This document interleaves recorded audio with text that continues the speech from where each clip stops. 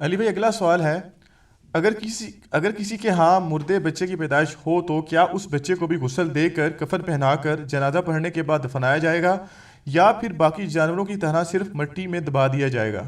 Please اس میں یہ وضاحت بھی کر دیں کہ بچے کی میت پر بھی وہی دعا پڑھی جائے گی جو عموماً بڑوں کی میت پر پڑھی جاتی ہے؟ ہاں جی، دعا تو وہی پڑھیں آپ. ویسے حنفیوں کے ہاں ایک دعا اور ملتی ہے، وہ امام بخاری نے بھی تعلیقاً لی ہے، اس سے ملتی جلتی دعا صحیح بخاری کے اندر، اور سند اس کی بیان نہیں کی ہے. البتہ آپ کو حضرت ابو ہریرہ سے سنن کبریٰ البیہقی کے اندر اس سے ملتے جلتے الفاظ مل جاتے ہیں کہ وہ چھوٹے بچے کے اوپر جب جنازہ پڑھا کرتے تھے تو وہ دعا مانگا کرتے تھے، اللہم اجعلہ سلفا و فرطا و ذخرا، اے اللہ اسے ہمارا پیشرو آگے بنا، اسے ہمارے لیے آخرت کا سرمایہ بنا اور آخرت کے لیے ذخیرہ بنا. ظاہر ہے چھوٹا بچہ ہے، معصوم ہے، اس کی شفاعت قبول کی جائے گی. بخاری مسلم میں حدیث ہے، نبی علیہ السلام فرمایا جس کے 3 چھوٹے بچے مر گئے تو اللہ تعالیٰ اس کے صبر کرنے کے سبب اگر وہ اللہ سے ثواب مانگے گا تو اللہ اسے جنت دے گا. تو ایک عورت نے کہا یا رسول اللہ اگر 2 بچے مرے ہوں، فرمایا 2 والے کو بھی ملے گا. اور اس سے بھی آگے صحیح بخاری میں حدیث ہے کہ اگر اللہ تعالیٰ کسی بندے سے اس کی پسندیدہ چیز چھین لے، اب وہ ہر بندے کی ڈیفرنٹ ہے، کسی کی بیوی ہوگی، کسی کا بچہ ہوگا، کسی کی ماں ہوگی، کسی کی باپ، تو اللہ تعالیٰ ماتا ہے کہ اگر وہ بندہ پھر مجھ سے سوال کرے گا تو اس کی جزا میں اسے جنت ہی دوں گا. جیسا کہ صحیح بخاری میں آتا ہے کہ اگر میں اپنے کسی بندے سے آنکھیں لے لوں تو میرے پاس جنت کے سوا کوئی جزا نہیں ہے اس کے لیے، کیونکہ دنیا میں نے اس سے ایک قیمتی چیز اس کی لے لی ہے، تو اسے یہ انعام دیا جائے گا. تو صبر کرنے کے اوپر فائدہ ہے جی، لیکن صبر جو ہے وہ صدمے کے آغاز میں ہوتا ہے. صحیح بخاری میں حدیث ہے، نبی علیہ السلام ایک عورت کے پاس سے گزرے، وہ قبر کے اوپر بیٹھی رو رہی تھی، واویلا کر رہی تھی، ظاہر ہے اسی لیے پھر زیادہ قبروں پہ عورتوں کی حاضری کو منع کیا گیا، کبھی کبھار جا سکتی ہیں. تو نبی علیہ السلام نے فرمایا کہ صبر کر. تو اس نے نہیں یہ دیکھا کہ رسول اللہ صلی اللہ علیہ وسلم تھے، اس کی کمر تھی اس طرف، اس نے کہا کہ تم پہ تکلیف گزری ہوتی تو تمہیں پتہ ہوتا. تو نبی علیہ السلام نے کوئی جواب نہیں دیا، آپ چلے گئے. تو پیچھے لوگوں نے بتایا کہ اللہ کے رسول تھے، تو نے اس طرح کی بات کی ہے. خیر وہ پھر روٹی پیٹتے ہوں اپنے پیٹ سیاپا پہ گیا ہونا ہے. نبی علیہ السلام کے پاس آئی تو کہا یا رسول اللہ مجھے نہیں پتہ چلا، تو آپ صبر کر لیتے ہو. آپ فرمایا صبر صدمے کے آغاز میں ہوتا ہے.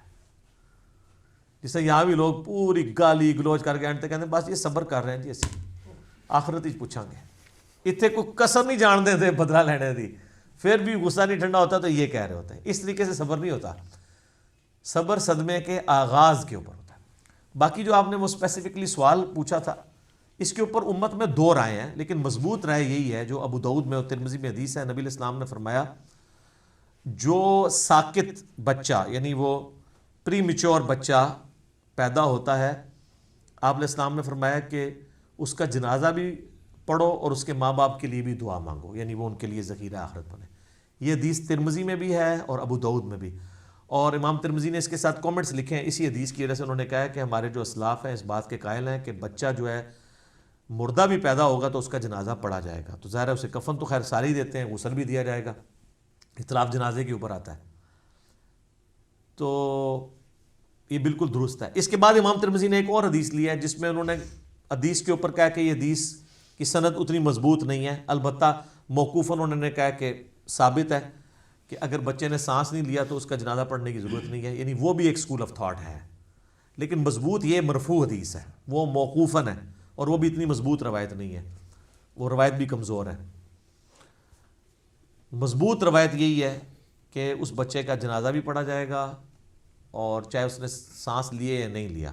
اور یہ سانس والا تو ویسے ہی انہوں نے بہانہ بنایا ہوا ہے. بخاری مسلم میں حدیث ہے کہ جب 4 مہینے گزرتے ہیں تو بچے میں روح پھونک دی جاتی ہے، تو وہ ڈلیوری سے پہلے 4 مہینے بعد بھی اگر ڈلیوری ہوتی ہے تو وہ زندہ تو ہوتا ہے، ووم آف دا مدر میں زندہ ہوتا ہے، ٹھیک ہے، باقاعدہ وہ حرکت کرتا ہے 4 مہینے کے بعد. یہ تو سائنس بھی تصدیق کرتی ہے.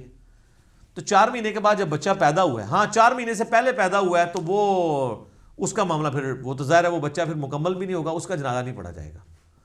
لیکن یہاں پہ ہوتا ہے کہ مردہ بچہ پیدا، ہمیں یہاں اکیڈمی میں لوگ رابطہ کرتے ہیں یار پڑھیں کیوں نہ پڑھیں، عموماً جو کہا جاتا ہے نا مردہ بچہ پیدا ہوا ہے، تو وہ بچہ نہیں ہوتا جو واش کروایا جاتا ہے، وہ واقعی بچہ ہوا ہوتا ہے. کہتے نہیں باہر سانس نہیں لیا، اندر ہی لیا ہے، اور باہر مردہ حالت میں آیا تو جنازہ پڑھیں، اس کو دفنائیں بھی اس کو. باقی یہ نہیں ہے کہ آپ نے پورا محلہ اکٹھا کر لینا ہے، رشتہ دار اکٹھے کر لینے ہیں. ٹھیک ہے 2-4 بندے پڑھ کے اگر آپ سمجھتے ہیں کہ اس سے زیادہ ایک ایشو کریٹ ہو جائے گا، آپ کے لیے زیادہ مسئلہ ہو جائے گا، تو آپ اس کو بس ٹھیک ہے 2-4 بندے اس کو غسل دے کے کفن دے کے تو دفنا دیں. لیکن رشتہ داریوں میں یہ بھی ہوتا ہے، پھر بعد میں لوگ گلا کرتے ہیں نہیں دسے ہی نہیں سی. ٹھیک ہے، تو وہ ایک بڑا ایک عذاب شروع ہو جاتا ہے بعد میں، اور ایک اور نئی ایک چین شروع ہو جاتی ہے. تو مردہ بچے کا آپ جنازہ بھی پڑھیں گے، اس کو کفن بھی دیں گے، اسے مسلمانوں کے قبرستان میں دفنائیں گے. اس طریقے سے جانوروں کی طرح نہیں کسی جگہ بھی، وہ تو اس کو اسی طریقے سے مٹی کھود کے تو پھینک دیتے ہیں، اور پھر بعد میں یعنی وہ کتے بلے نکال کے بھی لے جاتے ہیں. تو انسان کے بچے کی ایک قدر ہے، وہ اس قدر کو کرنا چاہیے، اس طرح کی ایکٹیویٹی پرفارم نہیں کرنی چاہیے. جنازے کا پروٹوکول ہر مسلمان کا پروٹوکول ہے، وہ دینا چاہیے. مصنف ابن ابی شیبہ میں کئی صحابہ اور تابعین سے ثابت ہے کہ وہ مردے بچے کا جنازہ پڑھایا کرتے تھے. ایون کئی تابعین اور صحابہ کے بارے میں یہ بھی آتا ہے کہ وہ بچہ جو مردہ، یعنی اگر بچہ پیدا ہوا ہے اور اس نے ایک سانس بھی لی ہے، باہر نکل کے وہ مرا ہے، تو اس بچے کا نام بھی رکھتے تھے. ویسے سنت تو ہے 7ویں دن نام رکھنا. ٹھیک ہے، تو ایک عرب میں ظاہر ایک رواج بھی تھا نا کہ وہ یاد رکھنے کے لیے تو نام بھی رکھ دیتے تھے. لیکن یہ مسئلہ اتنا ضروری نہیں ہے. اصل مسئلہ یہ ہے کہ غسل، کفن، جنازہ یہ تینوں کام ہیں، اور قبر بھی، یہ چاروں کام اسی طریقے سے ہوں گے. اور دعا میت کے اوپر آپ وہی والی پڑھیں، اور یا جو حضرت ابو ہریرہ کی میں نے دعا بتائی ہے وہ آپ پڑھ لیں. جس کو جنازے کی دعائیں یاد نہ ہوں وہ کوئی اور دعائیں بھی مانگ سکتا ہے. اچھا یہ جنازے کے اوپر نا اکثر وہ کہہ رہے ہوتے ہیں طاق صفا بناؤ جی، طاق صفا، یہ سنا ہے آپ نے؟ طاق صفا بناؤ. ان سے پوچھو یہ کہاں لکھا ہوا ہے؟ وہ کہتے ہیں جی طاق اللہ کو پسند ہے. دیکھیں جی نمازیں بھی طاق ہیں، اور جی وہ طواف کعبہ کے چکر بھی طاق ہے جی، 7 ہیں، نمازیں 5 ہیں. اچھا نمازیں تو 5 ہیں، لیکن فجر کے رکعتیں بھی جفت ہیں، ظہر کی بھی جفت ہیں، عصر کی بھی جفت ہیں، عشاء کی بھی جفت ہے، صرف مغرب کی طاق ہے نا. تو جفت طاق سارے اللہ کے. البتہ یہ بات صحیح ہے، بخاری مسلم میں حدیث ہے کہ اللہ تعالیٰ وطر ہے اور وطر کو پسند کرتا ہے. یعنی اللہ کو طاق پسند ہے. اس کا یہ مطلب نہیں کہ جفت جو ہے وہ اللہ کو ناپسند ہے، یہ زیادہ پسند ہے، کیونکہ اللہ بھی آڈ ہے نا، طاق ہے. تو لوگ کہتے ہیں اس وجہ سے ہم طاق صفے بنواتے ہیں. چلے اگر کوئی اس وجہ سے بنواتا ہے وہ بالکل درست ہے، بشرطے کہ اگلی صفوں میں جگہ خالی نہ ہو. اگلی صفوں میں سے توڑ کے پچھلی صفیں بنانا کتنا بڑا ظلم ہے. یہ تو اگلی صف میں اگر بندہ نہیں ہوگا تو پچھلی صف والوں کی تو نماز ہی نہیں ہوگی. اور یہ پلی لینا یہ بات غلط ہے. صحیح مسلم میں حدیث ہے، صحابہ کرام کہتے ہیں ہم نے نبی اسلام کے پیچھے جنازہ پڑھا اور آپ کے پیچھے 2 صفیں تھی. مسلم شریف میں سر 2 صفوں والی حدیث موجود ہے. آپ نے تو 3 نہیں توڑوا کے کروائیں. ہاں کسی گراؤنڈ میں اگر آپ توڑوا کے کروانا چاہتے ہیں ایونلی پھر آڈ بنوائیں.